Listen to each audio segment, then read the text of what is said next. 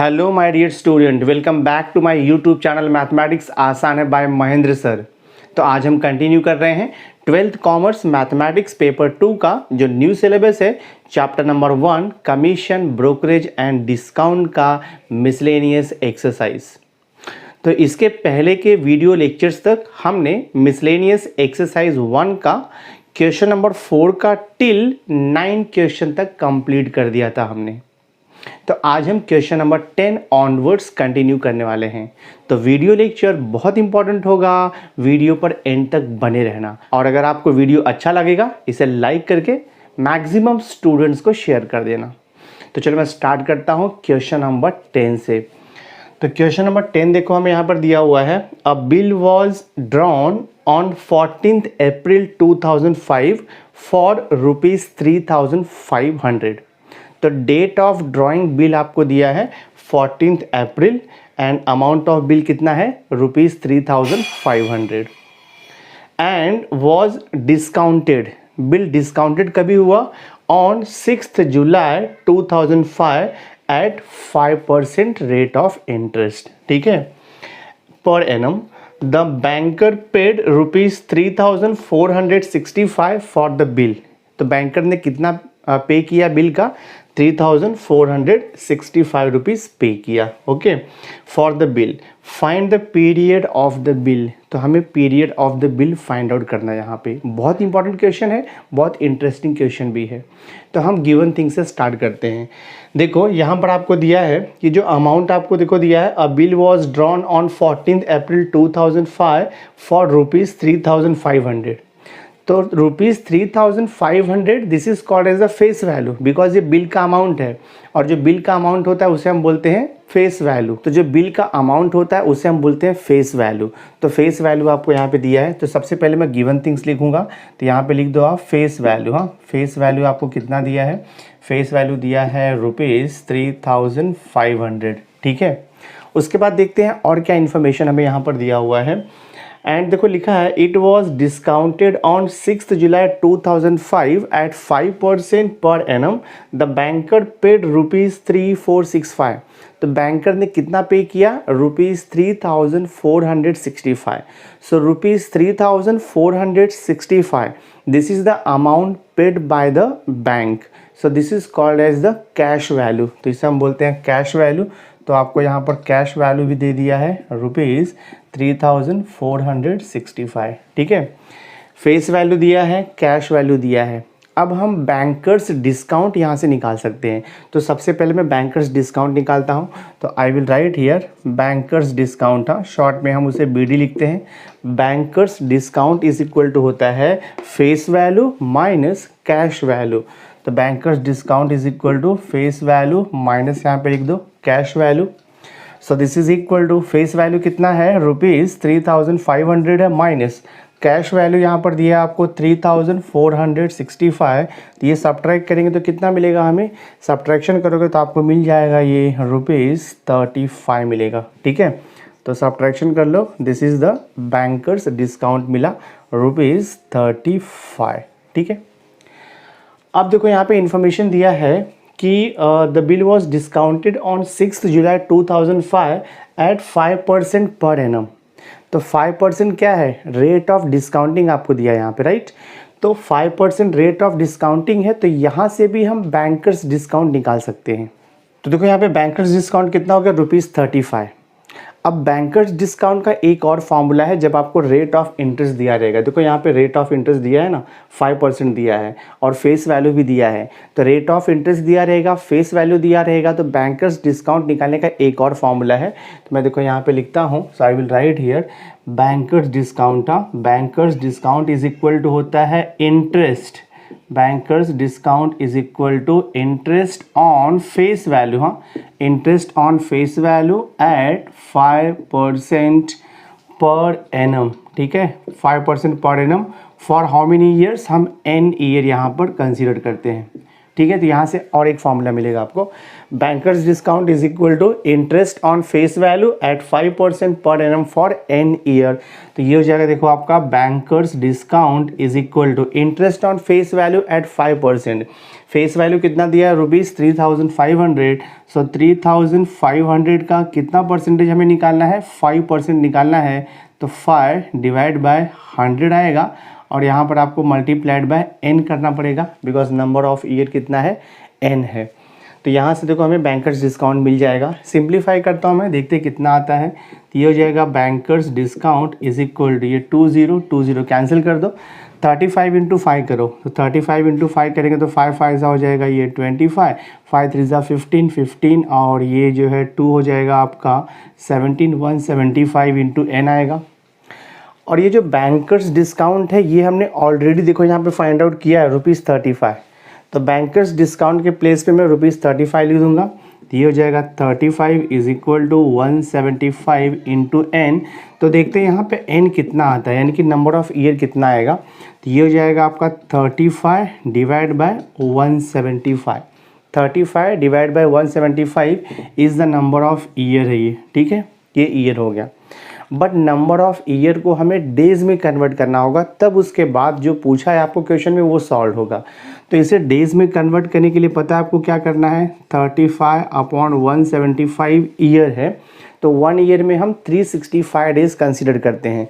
तो number of year multiplied by number of days कर दो, मल्टीप्लाइड बाय 365 कर दो। तो ये जो वैल्यू है ना ये आपका डेज में आ जाएगा।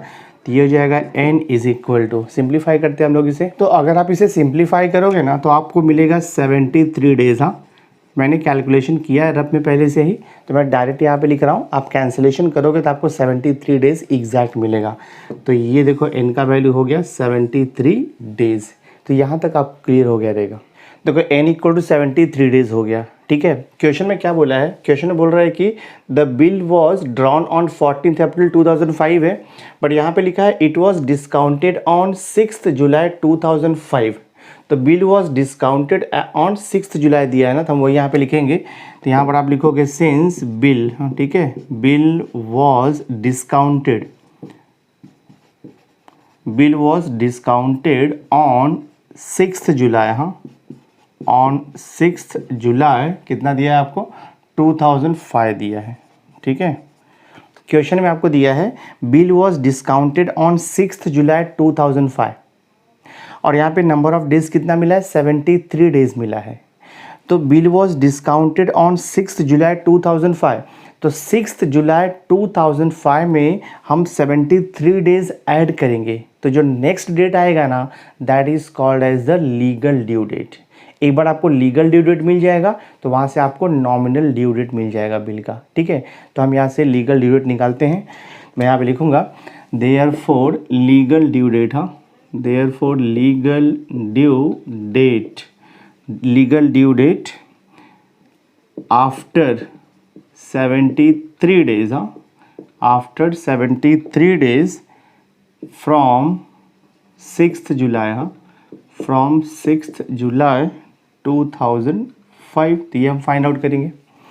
तो देखते हैं जुलाई में कितना हो जाएगा। जुलाई मंथ में 6 जुलाई से है ना, तो 6 जुलाई से है तो जुलाई मंथ में कितना हो जाएगा, 31 का होता है जुलाई। तो 31 माइनस 6 करोगे तो कितना हो जाएगा, 25 डेज हो जाएगा। तो जुलाई मंथ में देखो यहाँ पे 25 आएगा, ठीक है। अगस्त, अगस्त 31 का होता है, तो हम यहाँ पे लिख देंगे देखो यहाँ पर अगस्त, ठीक है। अगस्त 31 का 31 डेज हो जाएगा। देखो जुलाई का और अगस्त का डेज को ऐड करने कितना आएगा, 5 + 1 6, 3 + 2 5। तो कितना हो जाएगा, ये 56 हो जाएगा। टोटल नंबर ऑफ डेज कितना दिया है, 73। 73 में से हम 56 को माइनस करेंगे तो हमें कितना मिल जाएगा, हमें यहाँ पे मिलेगा 17 मिल जाएगा। तो सितंबर मंथ में ना आपका 17 डेज हो जाएगा, ठीक है। तो टोटल यहाँ पे करोगे तो देखो आपको एग्जैक्ट मिल जाएगा 73 डेज। तो टोटल 73 डेज आना चाहिए। तो जुलाई में 25 डेज हो गया बिकॉज 6 जुलाई से स्टार्ट हो रहा है, 6 जुलाई 2005 से। तो जुलाई मंथ में 25 डेज हो गया, अगस्त में 31 डेज हो गया, सितंबर में हमें 17 डेज लेना पड़ेगा बिकॉज टोटल 73 डेज आना चाहिए। तो ये जो 17 सितंबर 17 मिला है ना, this is your the legal due date. मैं यहाँ पे लिखूँगा देयरफॉर लीगल ड्यू डेट, आप लिखोगे therefore legal due date is, क्या हो जाएगा ये, 17 सितंबर 2005 आएगा। 17 September 2005 is the legal due date. अब हम नॉमिनल ड्यू डेट भी निकाल सकते हैं, तो I will write here therefore nominal due date, हाँ नॉमिनल ड्यू डेट हम यहाँ पे लिखते हैं। नॉमिनल ड्यू डेट इज़ कितना हो जाएगा, जो लीगल ड्यू डेट रहता है उससे 3 डेज माइनस करेंगे तो नॉमिनल ड्यू डेट मिलता है। तो 17 सितंबर में से 3 डेज माइनस करेंगे तो हमें यहाँ पे मिलेगा 14 सितंबर 2005। ये हो गया आपका नॉमिनल ड्यू डेट। सी क्वेश्चन क्या पूछा है, क्वेश्चन हमें पूछा है find the period of the bill. तो अभी बहुत इजी हो गया निकालना पीरियड ऑफ द बिल। तो पीरियड ऑफ द बिल कहाँ से आएगा, देखो यहाँ पे बिल कभी ड्रॉ हो रहा है 14 अप्रैल 2005 से। तो 14 April 2005 is the date of drawing the bill, और यहाँ पे नॉमिनल ड्यू डेट कितना मिल गया है 14 सितंबर 2005। तो 14 अप्रैल 2005 से लेकर के 14 सितंबर 2005 टोटल 5 मंथ्स होगा। तो पीरियड ऑफ द बिल कितना हो जाएगा 5 मंथ आप काउंट कर सकते हो। तो I will write here since date of drawing the bill, हाँ क्वेश्चन में दिया है since date of drawing bill is कितना दिया हमें यहाँ पे 14 अप्रैल, हाँ 14 अप्रैल 2005 दिया हुआ है। Therefore period of the bill, therefore period of bill कितना हो जाएगा, तो 14 अप्रैल से लेकर के 17 सितंबर, ये जो 14 अप्रैल से लेकर के, दिस इज़ 14 अप्रैल से लेकर के 14 सितंबर तक अगर आप काउंट करोगे तो एग्जैक्टली 5 मंथ मिलेगा। तो पीरियड ऑफ द बिल कितना हो जाएगा 5 मंथ हम लिखेंगे यहाँ पे, ठीक है 5 मंथ हो जाएगा। देखो क्वेश्चन 11 हमें यहाँ पे दिया है the difference between the true discount and the banker's discount on a bill 6 month hence at 4% per annum is ₹80। तो ₹80 क्या है, it is the difference between the banker's discount and the true discount आपको दिया है, ठीक है। Find the true discount, banker's discount and the amount of bill, यानी कि 3 चीज़ें यहाँ पर पूछ रहा है। पहले हमें पूछ रहा है find the true discount. So let the true discount be ₹X में अज्यूम कर लेता हूँ। तो I will write here let true discount, हाँ शॉर्ट में TD लिखते हैं हम लोग। लेट ट्रू डिस्काउंट बी, मैं ₹X यहाँ पर अज्यूम कर लेता हूँ, ठीक है। और क्या दिया देखो आपको यहाँ पर हमें n का वैल्यू दिया है 6 मंथ, तो मैं यहाँ पर लिख देता हूँ n = 6 मंथ। तो आपको पता है मंथ रहे या डेज रहे हम उसे ईयर में कन्वर्ट करेंगे। तो 6 मंथ यानी कि 6/12, ये हो जाएगा कितना, हाफ ईयर हो जाएगा, ठीक है 1/2 हाफ ईयर हो गया ये। तो n = हाफ ईयर। और क्या इन्फॉर्मेशन दिया है, रेट ऑफ इंटरेस्ट है 4% पर एनम। तो आपको r का वैल्यू दे दिया है यहाँ पर 4% पर एनम। देखो आपका रेट ऑफ इंटरेस्ट हो गया, ठीक है। और यहाँ पे दिया है difference between true discount and the banker's discount is ₹80। तो हमारे पास फॉर्मूला है, तो मैं यहाँ पे लिखूँगा बैंकर्स गेन का फॉर्मूला है। Banker's gain is equal to होता है, banker's gain is equal to होता है bankers discount minus true discount. ये फॉर्मूला हमारे पास है। देखो जो बैंकर्स गेन है तो banker's gain equal to banker's discount minus true discount होता है, ठीक है। और हमारे पास बैंकर्स गेन का एक और फॉर्मूला है, वो भी मैं यहाँ पे मेंशन करता हूँ। देखो banker's gain is equal to होता है, देखो banker's gain is equal to होता है इंटरेस्ट, हाँ banker's gain is equal to interest on true discount at how many percentage दिया है, at 4% for how many period कितना दिया है 6 मंथ आपको दिया है, ठीक है 6 मंथ आपको दिया है दिस वे। ये भी एक फॉर्मूला है, banker's gain is equal to interest on true discount at 4% per annum for 6 month. तो कितना हो जाएगा देखो यहाँ से बैंकर्स गेन हमें मिलेगा, banker's gain is equal to, तो इंटरेस्ट ऑन ट्रू डिस्काउंट हमने कितना अज्यूम किया है ₹X multiplied by 4% rate of interest है तो X × 4/100 आएगा, इनटू नंबर ऑफ ईयर कितना है, हाफ ईयर हमने देखो यहाँ पे निकाला हुआ है। इतना समझा रहेगा आपको, ठीक है। अभी जो बैंकर्स गेन है ये क्वेश्चन में दिया है, हमें क्वेश्चन में दिया है कि difference between the banker's discount and the true discount is ₹80। So difference between the banker's discount and the true discount is called as the banker's gain. तो बैंकर्स गेन हमें कितना दिया है ₹80, तो मैं यहाँ पे ₹80 पुट कर दूंगा। तो ये हो जाएगा देखो 80 is equal to x multiplied by ये 4/100 और ये मल्टीप्लाइड बाय हाफ है। तो हम इसे अगर सिंप्लीफाई करेंगे तो यहाँ से हमें x का वैल्यू मिलेगा, दैट इज़ हमें ट्रू डिस्काउंट मिल जाएगा। तो मैं इसे सिंप्लीफाई करता हूँ, देखो ये 2 1 जा 2 2 जा कैंसिल हो जाएगा, तो ये हो जाएगा आपका 80 is equal to x multiplied by 2/100 है। तो 2/100 अगर आप डिवाइड करोगे तो आपको 1/50 मिल जाएगा। हमें x चाहिए तो 80 50 यहाँ पर आकर के मल्टीप्लाइड हो जाएगा, दिस इज़ x। तो हमें देखो यहाँ से x का वैल्यू मिल जाएगा 8 5 जा 40 यानी कि 4000 हो जाएगा। सो देखो ₹4000, x इज इक्वल टू ₹4000 और हमने x क्या लिया था, हमने x लिया था ट्रू डिस्काउंट। तो मैं यहाँ पे लिख दूंगा therefore true discount is equal to ₹4000। यहाँ तक तो देखो क्लियर हो गया है। फर्स्ट पार्ट हमारा सॉल्व हो गया है। क्वेश्चन पूछा था फाइंड द ट्रू डिस्काउंट, वो हो गया। अब हमें यहाँ पे पूछ रहा है कि फाइंड द बैंकर्स गेन। तो अब मैं बैंकर्स गेन निकालने के लिए ये फॉर्मूला इजीली मैं देखो यूज़ कर सकता हूँ बैंकर्स गेन निकालने के लिए। अब देखो हमें यहाँ पे क्वेश्चन क्या पूछा है, ट्रू डिस्काउंट तो मिल गया ₹4000। अब हमें यहाँ पे पूछ रहा है कि also find the banker's discount. तो बैंकर्स डिस्काउंट आपका ये फॉर्मूले से मिल जाएगा, बिकॉज बैंकर्स गेन आपको ऑलरेडी दिया है क्वेश्चन में ₹80 और ट्रू डिस्काउंट हमने यहाँ पे फाइंड आउट कर दिया है 4000। तो अभी हमें यहाँ पे बैंकर्स डिस्काउंट मिल जाएगा। मैं लिखूंगा यहाँ पे since bankers gain is equal to होता है bankers discount minus true discount, value substitute कर दो यहाँ पे।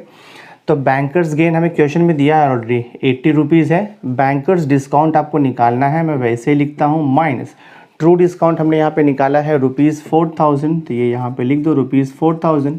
तो -4000 यहाँ पर आएगा तो ऐड हो जाएगा, so this will be 80 plus लिखेंगे हम देखो यहाँ पर 4000। So this is bankers discount. तो हमें यहाँ से मिल जाएगा bankers discount is equal to ₹4080 हो जाएगा, 4080। सेकेंड पार्ट भी हमारा सॉल्व हो गया बैंकर्स डिस्काउंट। तो ट्रू डिस्काउंट हो गया, बैंकर्स डिस्काउंट हो गया। अभी हमें निकालना है amount of the bill.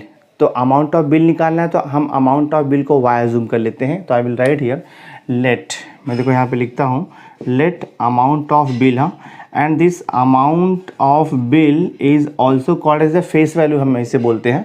Late the amount of bill that is face value is equal to ₹y में अज्यूम कर लेता हूँ। तो अमाउंट ऑफ बिल हमने ₹y कंसिडर कर लिए, फेस वैल्यू हो गया।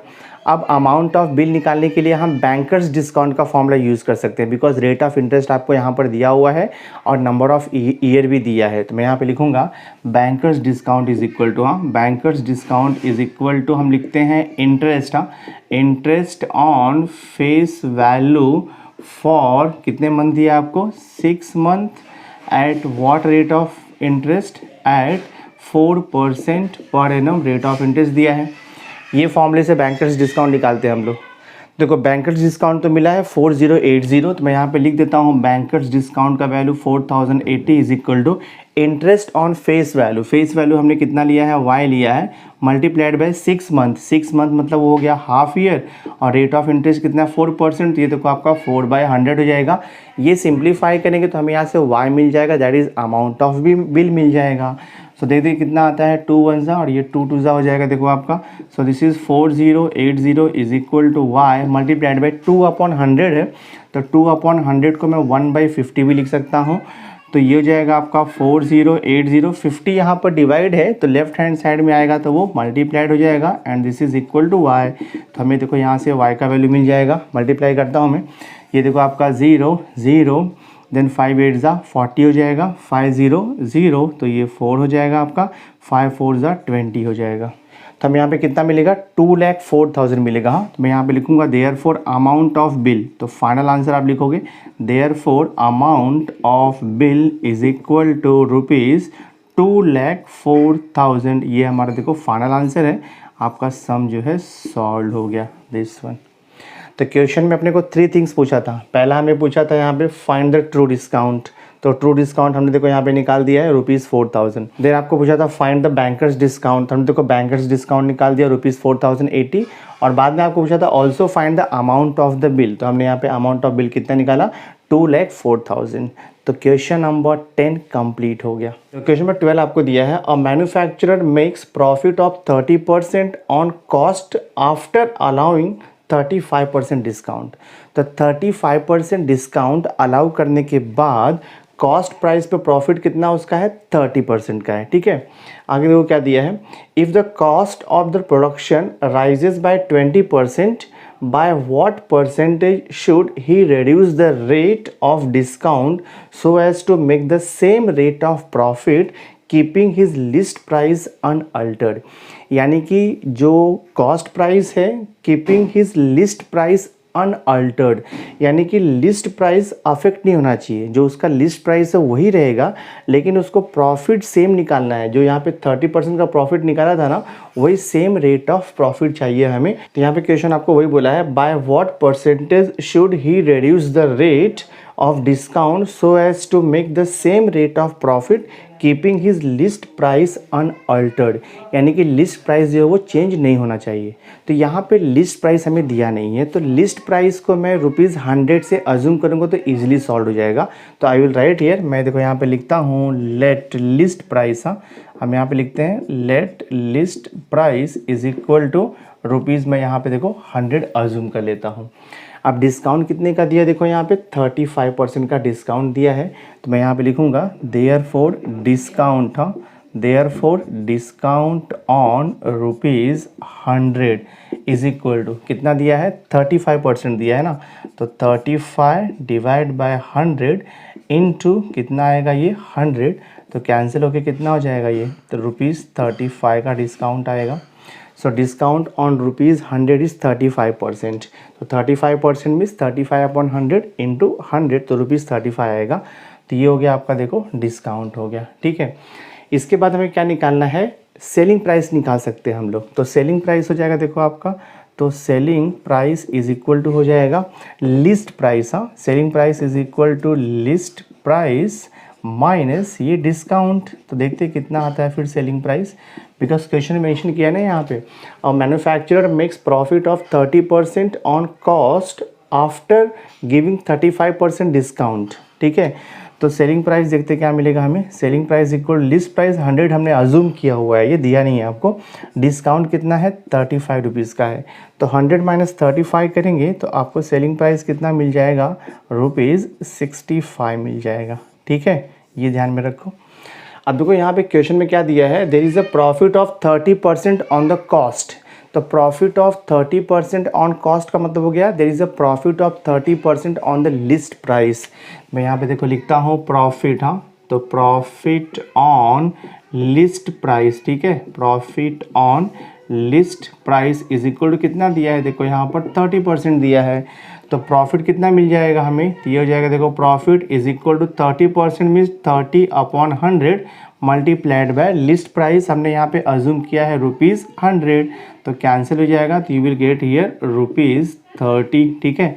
तो ₹30 का प्रॉफिट है लिस्ट प्राइस के ऊपर, और लिस्ट प्राइस हमने कितना अज्यूम किया है 100, तो प्रॉफिट कितना हो जाएगा आपका ₹30। अब देखो हम यहाँ पे न्यू सेलिंग प्राइस निकाल सकते हैं, तो ये हो जाएगा, यहाँ से आपको मिलेगा new selling price is equal to list price कितना है, यानी कि कॉस्ट प्राइस प्लस प्रॉफिट उसमें ऐड करना पड़ेगा।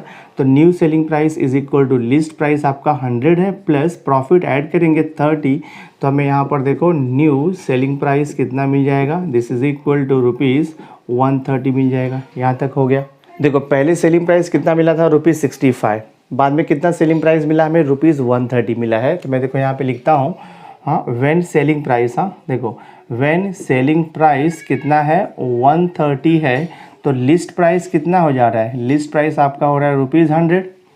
जब भी सेलिंग प्राइस 130 है तो लिस्ट प्राइस कितना है 100 है, बट जब सेलिंग प्राइस यहाँ पर देखो 65 था, बट व्हेन यहाँ पे लिखोगे सेलिंग प्राइस कितना यहाँ पर है 65, तो लिस्ट प्राइस कितना आएगा, तो मैं उसे x अज्यूम कर लेता हूँ, बिकॉज जब सेलिंग प्राइस 130 है तो लिस्ट प्राइस हमने 100 अज्यूम किया था, और जब सेलिंग प्राइस आपका 65 रहेगा तो लिस्ट प्राइस हमें पता नहीं है, तो वो सपोज मैं x ले लेता हूँ। तो यहाँ से क्या मिलेगा, हम क्रॉस मल्टीप्लाई करेंगे तो ये हो जाएगा 130 multiplied by x is equal to 65 into 100, ये तो पता ही है आपको।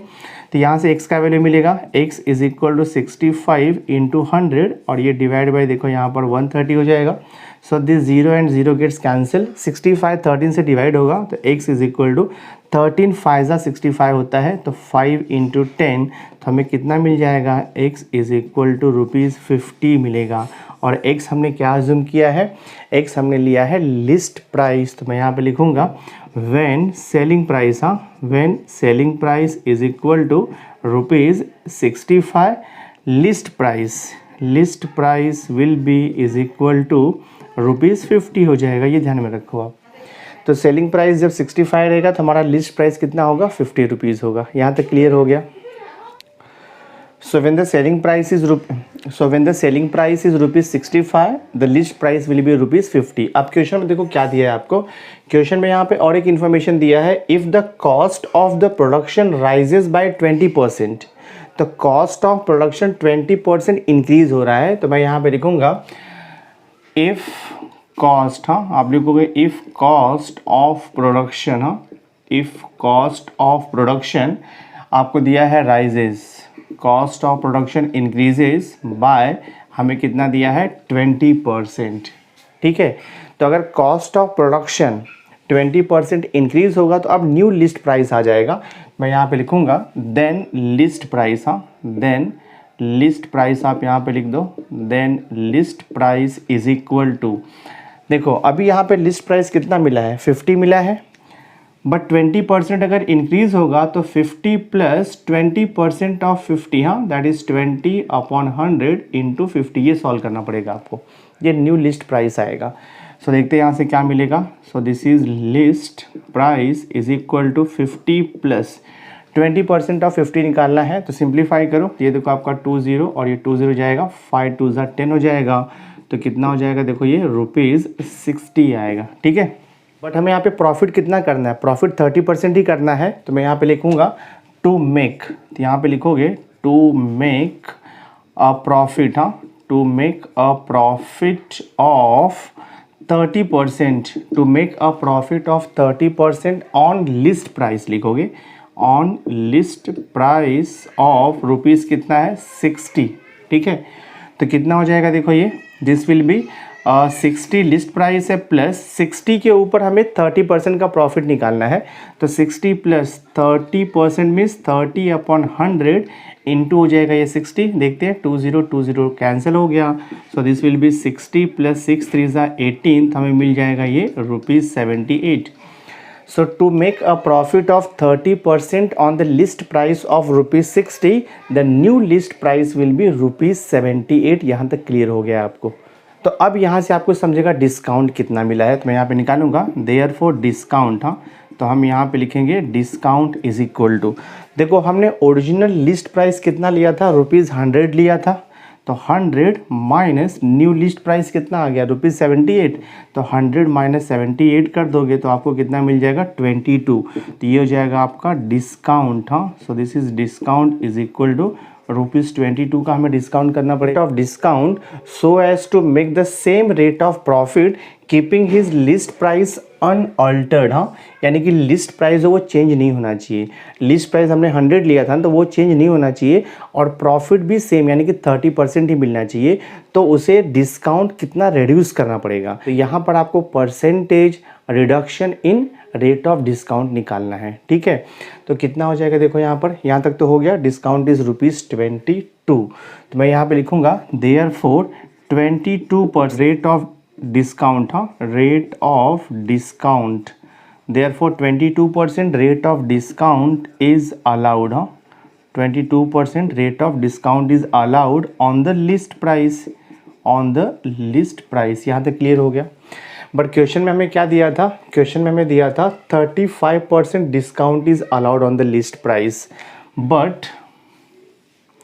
बट यहाँ पे लिखोगे आप 35% discount, but 35% discount was allowed लिखेंगे हम, 35% discount was allowed on the list price, therefore difference कितना आ गया, तो हम यहाँ पे लिखेंगे therefore difference is equal to पहले कितना था 35% था, तो 35% माइनस 22% करोगे तो आपको डिफरेंस आ जाएगा 13%। तो क्वेश्चन यहाँ पे क्या पूछा था, bye what percentage should he reduce the rate of discount.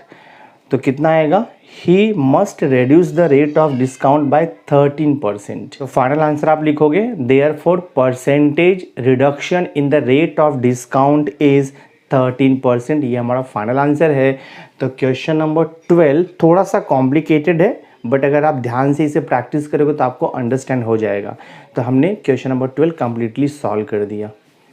Now see question number 13 देखो हमें यहाँ पे दिया हुआ है, a trader offers 25% discount on the catalogue price. Catalogue price आपको मालूम है, it is also called as the list price, या इसे हम बोलते हैं मार्केट प्राइस। ठीक है, तो यहाँ पे लिखा है a trader offers 25% discount on the catalogue price of a radio and it he makes 20% profit.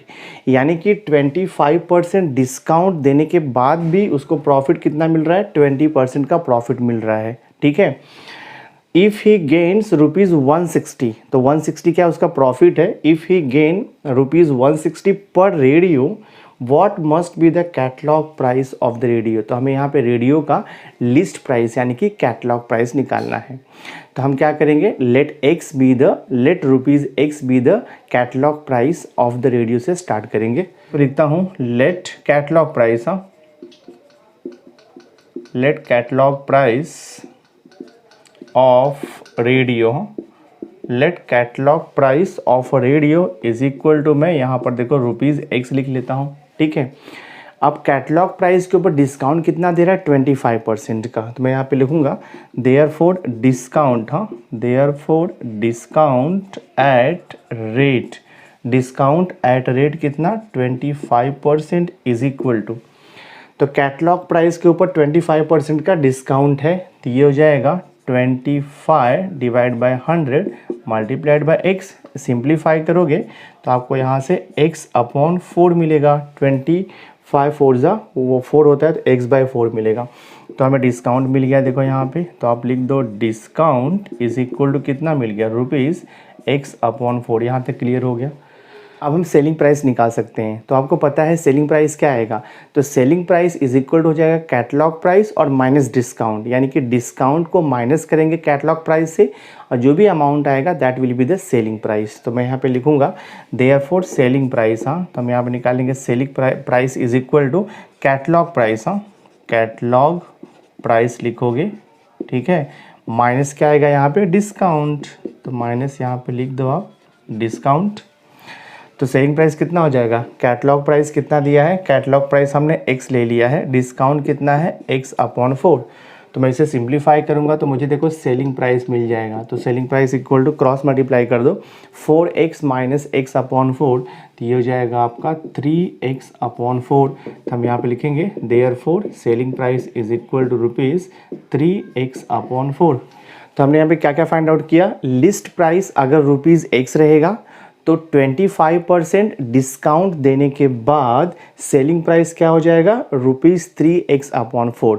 तो rupees 3x upon 4 is the selling price of one radio. यहाँ तक कंफर्म हो गया। अब देखो हमें रेडियो का कॉस्ट प्राइस नहीं पता है, तो हम कॉस्ट प्राइस को सपोज 100 ले लेते हैं। मैं यहाँ पे अज्यूम करूँगा, so let cost price, let cost price of radio, let cost price of radio is equal to, मैं रुपीज़ 100 ले लेता हूँ। तो अब सेलिंग प्राइस क्या आएगा, देन देखो यहाँ पर selling price is equal to कितना हो जाएगा, कॉस्ट प्राइस 100 है, ठीक है, और प्रॉफिट कितने का मिल रहा है, देखो यहाँ पे लिखा है ना, and he makes a profit of 20%। तो अगर मैं 100 जो है वो कॉस्ट प्राइस लेता हूँ तो सेलिंग प्राइस इक्वल टू क्या हो जाएगा, कॉस्ट प्राइस प्लस उसमें हमें प्रॉफिट ऐड करना पड़ेगा। तो 100 प्लस प्रॉफिट कितना है 20%, that is 20 upon 100, 20% of 100।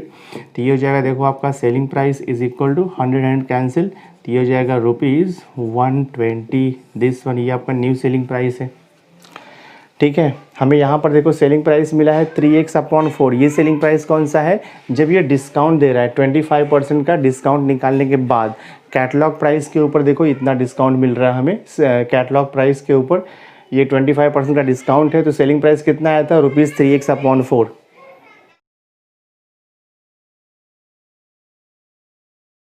Now see देखो यहाँ पर व्हेन सेलिंग प्राइस, हाँ अब देखो व्हेन सेलिंग प्राइस ₹120 है, तो कॉस्ट प्राइस हमने कितना लिया था, हमने कॉस्ट प्राइस ₹100 लिया था। When the selling price is ₹120, cost price कितना था, 100 था। अब देखो व्हेन द सेलिंग प्राइस, हाँ when selling price is equal to 3x/4 रहेगा, तो when the selling price is 3x/4, what will be the cost price. देखो when the selling price is 3x/4, what will be the cost price, तो मैं इसे y ले लेता हूँ, ठीक है। सॉल्व करके यहाँ से y निकालते हैं हम लोग, तो ये क्रॉस मल्टीप्लाई करने कितना हो जाएगा, देखो आपका ये 120 into y is equal to 100 multiplied by this is 3x/4। Simplify करेंगे तो ये हो जाएगा, देखो y is equal to 100 multiplied by 3x/4। 120 यहाँ पर मल्टीप्लाइड है, तो यहाँ पर आकर के देखो ये डिवाइड हो जाएगा। देखते सिंप्लीफाई करके क्या आता है, तो देखो 0 0 कैंसिल हो गया, देन ये 3 1 जा और ये 3 4 जा हो जाएगा, तो y इज इक्वल टू कितना आएगा आपका यहाँ पे 10x हो जाएगा। देखो ये 10x हो गया डिवाइड बाय यहाँ पर 4 4 जा 16 बच रहा है, थोड़ा और सिंप्लीफाई हो जाएगा। So we will get here y is equal to 2 से रिड्यूस कर दो तो 2 5 जा हो जाएगा, that means 5x divide by 2 8 जा 5x/8 आएगा।